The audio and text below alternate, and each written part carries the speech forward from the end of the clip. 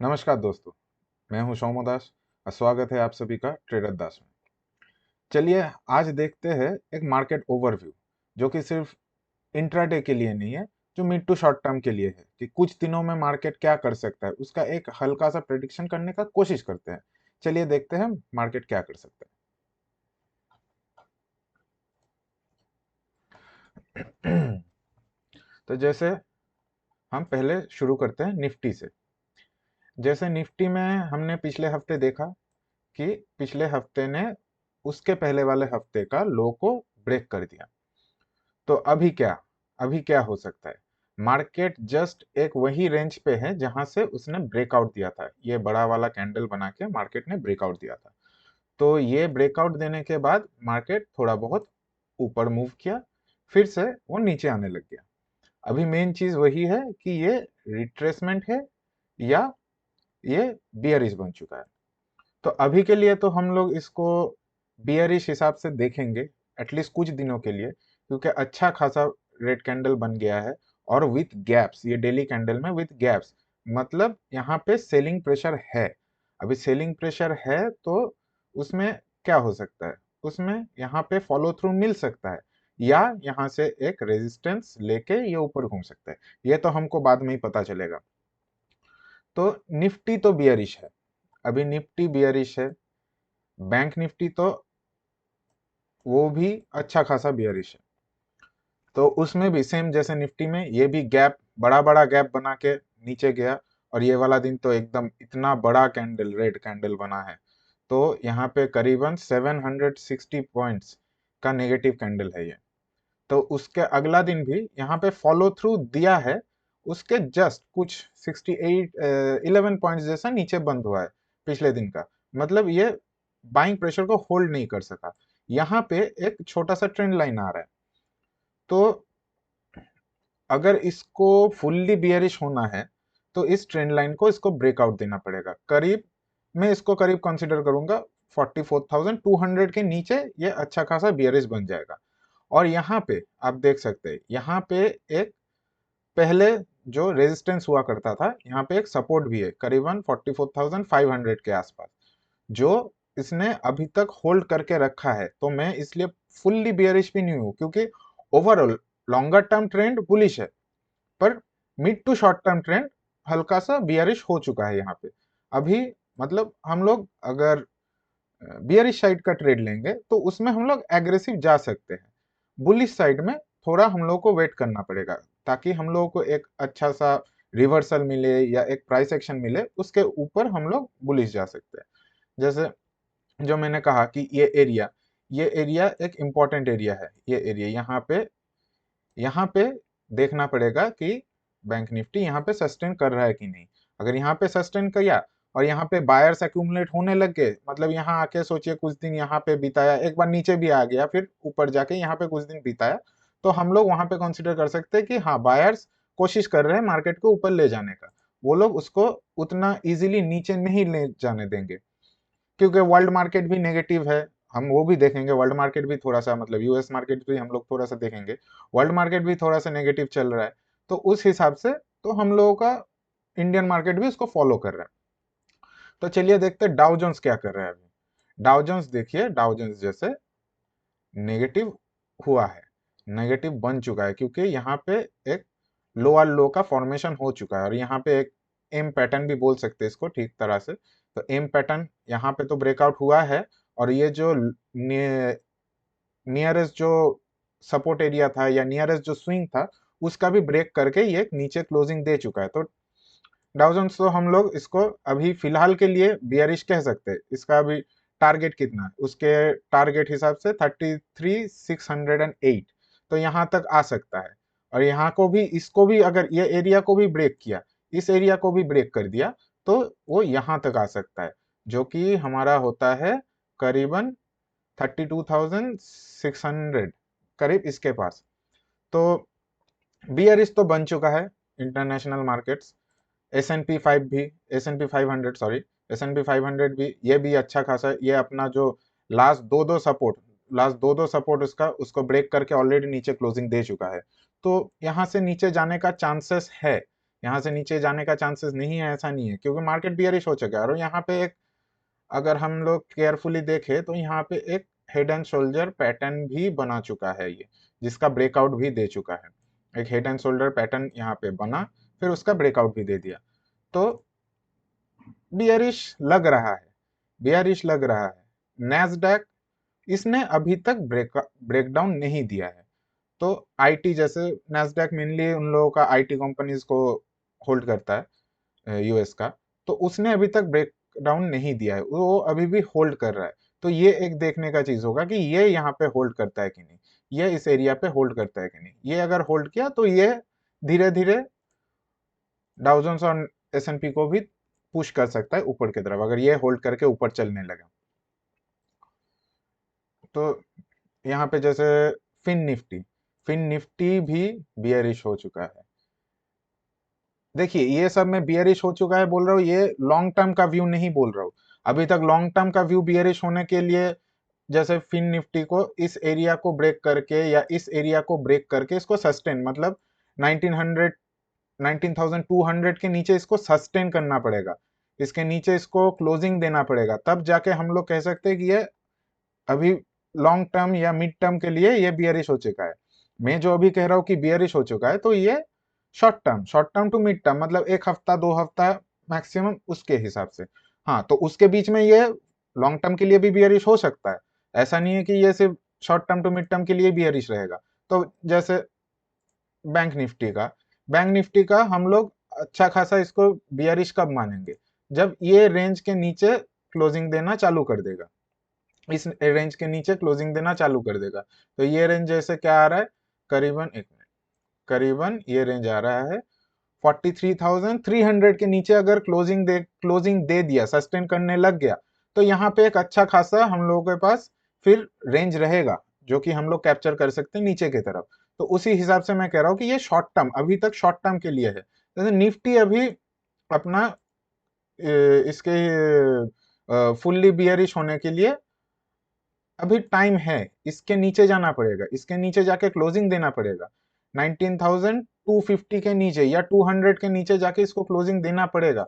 उसके बाद ही हम लोग इसको लॉन्ग टर्म बियरिश बता सकते हैं, क्योंकि यहाँ पे फिर से उसका निफ्टी के पास यहाँ पे सपोर्ट, क्लोजेस्ट सपोर्ट क्या आता है, अगर ये 19,200 अगर ब्रेक कर दिया तो क्लोजेस्ट सपोर्ट आता है करीबन 18,900 रेंज, मतलब ऐसे तो कोई एक एक पॉइंट तो नहीं होगा, तो इस रेंज में मतलब करीबन 18,850 टू 900 के रेंज में एक सपोर्ट मिलेगा वहां पे।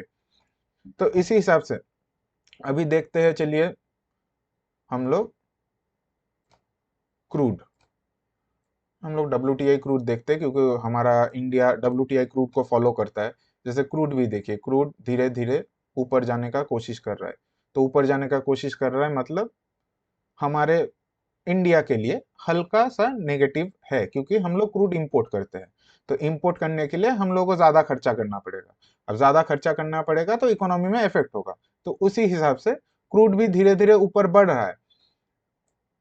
क्रूड अभी भी मतलब अगर इस रेंज को सोचिए, क्रूड अगर इस रेंज को ब्रेक कर दिया, 93.75 इस रेंज को ब्रेक कर दिया, तो फिर जा सकता है, क्रूड भी अच्छा खासा ऊपर जा सकता है। तो और नेगेटिविटी हम लोगों के मार्केट में प्रेशराइज हो सकता है, और नेगेटिविटी आ सकता है। तो इसी हिसाब से हम लोग देख रहे हैं इसको। तो उसके बाद डॉलर इंडेक्स, मतलब डॉलर स्ट्रांग हो रहा है। अब डॉलर स्ट्रांग हो रहा है तो इंडियन करेंसी वीक हो रहा है, तो उस हिसाब से आईटी को फायदा मिलेगा, क्योंकि आईटी को डॉलर स्ट्रांग हुआ तो आईटी को ज्यादा पैसा मिलेगा बाहर से, इंटरनेशनल इंटरनेशनली, क्योंकि उन लोगों का ज्यादातर ट्रांजैक्शन फॉरेन से ही होता है। तो उन लोगों का ज्यादातर सर्विसेज फॉरेन में, हम लोग आईटी एक्सपोर्टर है, आईटी सर्विसेज एक्सपोर्टर है, तो उन लोगों का एक्सपोर्ट से पैसा मिलेगा ज्यादा। जैसे अभी चलिए सेक्टर वाइज हम लोग देखते हैं, इंडियन सेक्टर वाइज क्या हो रहा है।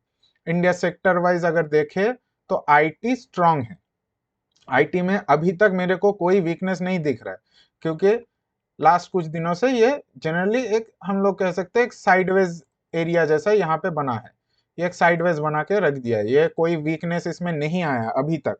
अभी तक आईटी में कोई वीकनेस नहीं आया। आईटी में अगर ये ब्रेकआउट जाए तो यहाँ पे एक गैप भी है जिसको वो फिलिंग करने के लिए करीबन 34,200 के आसपास ये जा सकता है। तो आईटी में मेरे को जैसे अभी वीकनेस नहीं लग रहा है, आईटी में नहीं लग रहा है। तो पीएसयू बहुत स्ट्रांग है, जो पब्लिक सेक्टर बैंक है इंडिया का, तो वो भी बहुत स्ट्रांग है, उसका भी अच्छा खासा आप लोग पीएसयू बैंक्स में देख सकते हो कैसे मूव कर रहा है पीएसयू बैंक। तो पीएसयू सेक्टर भी स्ट्रांग दिख रहा है यहाँ पे, पीएसयू बैंक्स भी वीक नहीं है, करीबन ऑल टाइम हाई के आसपास है, ऑल टाइम हाई को क्रॉस नहीं कर पाए पर ऑल टाइम हाई के आसपास है। फिर प्राइवेट बैंक्स में थोड़ा सा वीकनेस आ रहा है, ये तो वीकली चार्ट है, हम लोग अगर डेली चार्ट में देखें तो प्राइवेट बैंक्स में थोड़ा सा वीकनेस आ रहा है। प्राइवेट बैंक्स को वीकनेस को होल्ड करने के लिए इस एरिया को उसको होल्ड करना पड़ेगा। अगर इस एरिया को होल्ड कर लिया तो हम लोग कह सकते हैं कि यहाँ पे एक कंसोलिडेशन होके, इस एरिया में एक कंसोलिडेशन होके फिर से वो ऊपर अपना जो बुल रन है वो चला सकता है। तो प्राइवेट बैंक्स में, और यहाँ पे एक ब्रेकआउट भी, जो ये एरिया भी है जहां से प्राइवेट बैंक्स का ब्रेकआउट आया था, यहाँ पे जो ये स्विंग के ऊपर, तो यहाँ पे भी हम लोगों को एक सपोर्ट मिलेगा बैंक्स के लिए, प्राइवेट बैंक्स के लिए। चलिए मेटल्स क्या कर रहा है, मेटल्स भी वीक है पर उतना भी नहीं, क्योंकि मेटल्स का भी आप जैसे देख सकते हैं प्रीवियस जो ये रेंज, इसी रेंज में फिर से फंस गया है मार्केट, मार्केट फिर से इसी रेंज में आ गया है। तो यहां से अभी तक नीचे ब्रेकआउट दिया नहीं है, तो मेटल्स यहाँ पे अगर सस्टेन किया, सोचिए कि अभी कुछ दिनों में ये यहाँ पे साइडवेज जाके ऊपर की तरफ जा सकता है या नीचे की तरफ भी आ सकता है। तो अभी तक मेटल वीक है, पर उतना भी वीक मतलब हम लोग एकदम बियरिश नहीं कह सकते, ये जैसे मेटल को हम लोग कह सकते हैं अभी नो ट्रेडिंग जोन में चल रहा है, क्योंकि इसका अभी कोई मतलब क्लियर व्यू नहीं है। ये ऊपर गया, ब्रेकआउट दिया, फॉल्स ब्रेकआउट हुआ, फिर वो नीचे आ गया, फिर से अपने जो ब्रेकआउट रेंज के वहीं पे वो फिर से यहाँ पे घूम फिर रहा है। देखिए जैसे इस एरिया में कितना दिन स्पेंड किया, इस एरिया में यहीं पे आके ये रुक गया था, यहीं पे कितना दिन से ये स्पेंड किया, यहाँ पे एक बार नीचे भी आया, फिर से घुस के इसी रेंज में वो फंस के रह गया, फिर से फिर नीचे का फॉल आया, फिर ऊपर स्लोली एंड स्टेडली ऊपर जाके फिर से यही रेंज में ये बार बार रेजिस्टेंस ले रहा है। यहाँ पे एक हल्का सा ब्रेकआउट देने का कोशिश किया, फिर से आके वही रेंज में ये अपना रेजिस्टेंस ले रहा है। तो इसके बाद देखते हैं रियल्टी, रियल्टी अपना ऑल टाइम हाई ब्रेक किया, यहाँ पे ऑल टाइम हाई ब्रेक करके ऊपर गया, फिर यहाँ पे आके अभी जब तक ये इस रेंज को क्रॉस करके नीचे नहीं जाता, हम लोग इसको बियरिश नहीं कह सकते। अभी ये तो जस्ट हम लोग जो नॉर्मल पैटर्न्स बोलते हैं, तो उसमें ये ब्रेकआउट देके यहाँ पे रिटेस्ट करने आया। अब जब तक ये यहाँ पे आके इसको ब्रेकआउट करके यहाँ पे रिटेस्ट करके नीचे नहीं जाता, तब तक हम लोग तो इसको बियरिश नहीं कह सकते। तो अभी तक हम लोग जितने इंडेक्सेस देख रहे थे उनमें सारे में बियरिशनेस है, पर इंटरिम अभी बहुत लंबा वाला बियरिशनेस नहीं आया है इनमें। जैसे आईटी तो अभी भी स्ट्रांग ही है, पीएसयू अभी भी स्ट्रांग ही है, दूसरे सारे थोड़े थोड़े वीक हो रहे हैं पर उतना भी नहीं। जैसे मेटल, मेटल यहाँ से ब्रेकआउट दिया साइडवेज, सॉरी मेटल बोल रहा हूँ, एनर्जी, निफ्टी एनर्जी, तो यहाँ से ब्रेकआउट दिया, साइडवेज गया, यहाँ पे सस्टेन किया, फिर से एक अच्छा खासा बुल मूव दिया, फिर यहाँ पे सस्टेन कर रहा है। यहाँ पे हो सकता है कि ये इसी रेंज में सस्टेन कर जाए, इसी रेंज में थोड़ा थोड़ा बहुत नीचे आके यहाँ पे सस्टेन करके फिर धीरे धीरे ये ऊपर ब्रेकआउट दे। अभी इसको यही फिर से यहाँ भी आ सकता है, जो हम लोगों का पहले का ट्रेंड लाइन खींचा हुआ है यहाँ पे, तो फिर से ये यहाँ पे भी आ सकता है, फिर यहाँ पे आके इस जगह पे यहाँ से, सॉरी,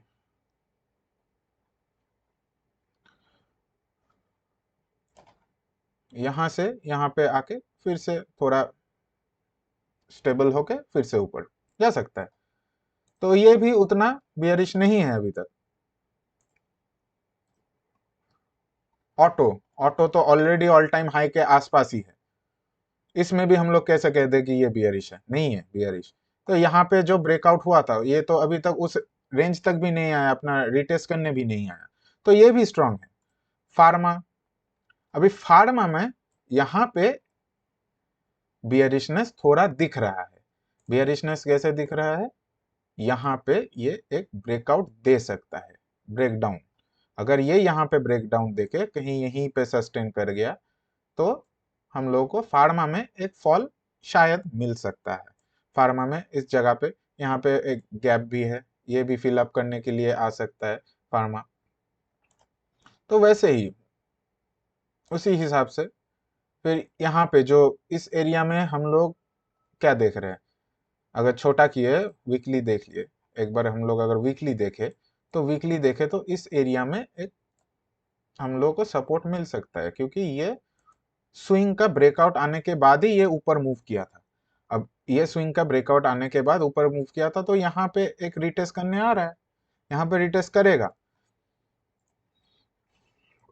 इस एरिया में, फिर से धीरे धीरे करके ये ऊपर मूव कर सकता है। तो अभी देखिए, देखने में जितना खतरनाक लग रहा है मार्केट की, हाँ सब रेड में चला गया, सब खत्म हो गया, उतना खत्म या उतना भी रेडिश हमको नहीं दिख रहा है। मीडिया मीडिया को अभी क्या कहें, मीडिया काफी टाइम से ये साइडवेज ही हम लोग कह सकते हैं इसको, ये इसी रेंज में फंसा है। ये हम लोग इसको थोड़ा ऐसे देखें तो इसी रेंज में फंसा है। ये अगर यहाँ पे उल्टा ब्रेकआउट दिया तो ये इसमें बुलिशनेस आ सकता है। इंफ्रा इंफ्रा बहुत स्ट्रांग है, इंफ्रास्ट्रक्चर यहाँ पे ऑल टाइम हाई के आसपास भी आया है। इसका हम देख लेते हैं, इसका हाई कितना था, ऑल टाइम हाई 260.65, और जो अभी का हाईएस्ट गया था ऑल टाइम हाई ब्रेक करके ऊपर गया था। तो यहाँ पे फिर से ये आके रिटेस्ट कर रहा है, यहाँ पे आके रिटेस्ट कर रहा है, क्योंकि जैसे अभी हम लोग देख रहे हैं कि गवर्नमेंट हर जगह में इंफ्रास्ट्रक्चर को पुश कर रहा है, हर जगह में इंफ्रास्ट्रक्चर को पुश कर रहा है, क्योंकि हमारा देश को और ग्रो करने के लिए इंफ्रास्ट्रक्चर की सबसे ज्यादा जरूरत है। हर जगह में कुछ भी हो, बड़ा बड़ा हाईवे, बड़ा बड़ा इंडस्ट्री, इंडस्ट्रियल कॉन्क्लेव्स, फिर बड़े बड़े मॉल, तो हर जगह में इंफ्रास्ट्रक्चर चाहिए हम लोगों को।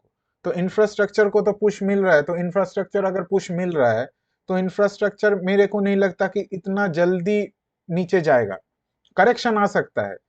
क्योंकि अभी हम लोगों का, अगर हम लोगों का जैसे प्रोजेक्शन सब कुछ दिखा रहा है इंडिया का कि हाँ डेकेड ऑफ इंडिया सब कुछ, तो हम लोगों को इंफ्रास्ट्रक्चर के ऊपर बहुत कंसंट्रेट करना पड़ेगा इंडिया को। तो इंफ्रास्ट्रक्चर के ऊपर कंसंट्रेट करेंगे तो इंफ्रास्ट्रक्चर के जो कंपनीज है उनको अच्छे अच्छे टेंडर मिलेंगे, अच्छे अच्छे कॉन्ट्रैक्ट्स मिलेंगे, बड़े बड़े कॉन्ट्रैक्ट्स मिलेंगे, तो इंफ्रास्ट्रक्चर में बूस्ट आएगा। फिर हम लोग अभी दो हम लोग देख लेते हैं, स्मॉल कैप और मिड कैप। स्मॉल कैप देखिए, स्मॉल कैप ऑलरेडी इतना बड़ा रन दे चुका है, यहां से करीबन हम लोग अगर इसको देखें तो करीबन इस एरिया से हम करीबन 50% के आसपास का मूव, 47.09, तो 50% के आसपास का एक मूव दे चुका है।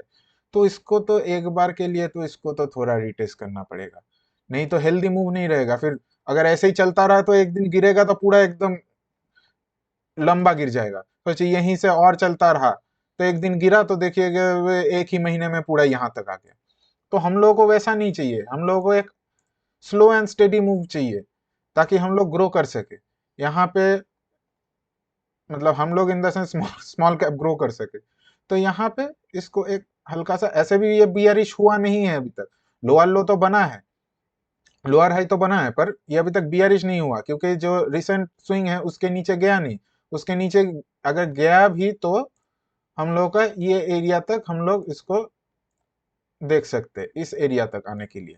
तो ये एरिया क्या आ रहा है, ये एरिया आ रहा है 11,500 के आसपास। तो अभी तक जैसे स्मॉल कैप उतना वीक हुआ नहीं है, मिड कैप मिड कैप भी उतना वीक नहीं हुआ, ये ऑल टाइम हाई के पास ही, स्मॉल कैप और mid cap all time high के पास ही घूम फिर रहा है। तो यहाँ से इसको ऐसा हो सकता है कि ये लोग यहीं पे अभी कंसोलिडेट करे, बहुत मूव हो गया इन लोगों में, तो इन लोगों को थोड़ा कंसोलिडेशन, एक दो हफ्ता, 3 हफ्ता, 2 महीने ऐसा कंसोलिडेट करके फिर ऊपर की तरफ जाए। क्योंकि जो लोग, सोचिए कि जो लोग यहाँ से खरीद के रखा होगा, जो लोग यहाँ से ये इस एरिया में एक्यूमुलेट किया, जो लोग इस एरिया में एक्यूमुलेट किया, तो उन लोगों को भी तो एक जगह में निकालना पड़ेगा। वो लोग तो जिंदगी भर होल्ड करके नहीं जाएंगे। तो उन लोगों को निकालने के लिए फिर मार्केट वहां पे स्लो डाउन होगा, उस जगह पे मार्केट को स्लो डाउन होना पड़ेगा, क्योंकि वो लोग अपना डिस्ट्रीब्यूशन करेंगे। सोचिए यहाँ पे ये लोग डिस्ट्रीब्यूशन करेंगे, अभी डिस्ट्रीब्यूशन करने में इन लोगों को, ये लोग अपना जो जो खरीद के गए थे वो लोग निकालेंगे, फिर यहाँ पे मार्केट साइडवेज हो जाएगा, क्योंकि डिस्ट्रीब्यूशन करते अगर वो लोग गिरा दिए तो मार्केट में, तो उन लोगों को क्या फायदा रहा, उन लोगों का प्रॉफिट भी घट जाएगा, जो लोग बड़े प्लेयर्स होते हैं। तो यहाँ पे ये लोग डिस्ट्रीब्यूशन करेंगे, यहाँ पे रोकेंगे, फिर जब तक उन लोगों का डिस्ट्रीब्यूशन कंप्लीट होगा उसके बाद फिर से मूवमेंट आ सकता है, फिर से ऊपर चले जा सकता है। तो वैसे ही चलेगा अभी। तो हम लोगों को इतना देख के क्या वर्डिक्ट आया, हम लोगों को इतना कुछ हम लोग अगर देखे कि पूरा क्या क्या सेक्टर, यूएस मार्केट्स, तो क्या हम लोगों का वर्डिक्ट ये किया है कि मार्केट में हाँ शॉर्ट टर्म बियरिशनेस दिख रहा है, पर मार्केट फुल्ली बियरिश नहीं हो गया कि अभी 6 महीने 1 साल के लिए मार्केट बियरिश चला जाएगा, जैसे सब जगह एकदम एक हॉरर स्टोरी दिखाया जा रहा है कि हाँ मार्केट बियरिश हो गया, खत्म हो गया, लोगों के बीच में आ रहा है कि मार्केट खत्म हो गया, यहाँ से तो गिरता ही रहेगा। गिरता रहेगा तो उसके लिए हमको कॉन्फर्मेशन चाहिए, ऐसे ही थोड़ी गिरता रह जाएगा। तो उसके लिए हम लोग को कॉन्फर्मेशन चाहिए, कॉन्फर्मेशन मिल गया उसके बाद गिरता रहे, हाँ तो हम लोग कह सकते हैं हाँ यहाँ से गिरता रह सकता है। पर अभी तक वैसा कोई सिनेरियो नहीं आया हम लोगों के पास कि मार्केट यहीं से गिरता रह जाएगा। अभी तक वैसा कोई सिनेरियो नहीं है हम लोगों के पास। मार्केट इतना मूव किया, रिट्रेस कर रहा है, फिर से मूव कर सकता है, तो उसमें उसमें कोई बड़ी बात नहीं है इसमें। अगर गिरने लगा तो हम लोग देख सकते हैं। तो ठीक है दोस्तों, अगर आपको ये वीडियो अच्छा लगा तो लाइक लाइक कीजिए, सब्सक्राइब कीजिए अगर नए हैं चैनल में, कमेंट कीजिए कैसा लग रहा है आप लोगों को, अच्छा लग रहा है, बुरा लग रहा है, या कुछ हम लोग इम्प्रूवमेंट कर सकते हैं, उसके बारे में भी लिखिए। अपने दोस्तों के साथ, अगर अच्छा लगा आपको वीडियो तो अपने दोस्तों के साथ भी शेयर कीजिए। तो थैंक यू दोस्तों, ये था एक मार्केट ओवरव्यू, इस हफ्ते में क्या हो सकता है या 2 हफ्ते में क्या हो सकता है। तो एक short term to mid term का ओवरव्यू था। अभी कल का जो मंडे का, मतलब 25 तारीख का जो वीडियो वो आएगा इसके बाद। तो चलिए मिलते हैं। थैंक यू, नमस्कार।